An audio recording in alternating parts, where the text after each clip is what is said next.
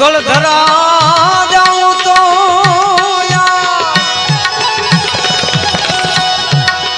એ ભગવતી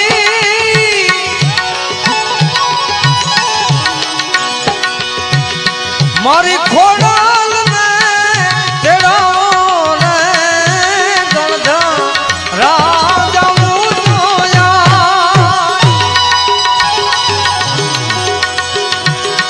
મારી ખોડાલ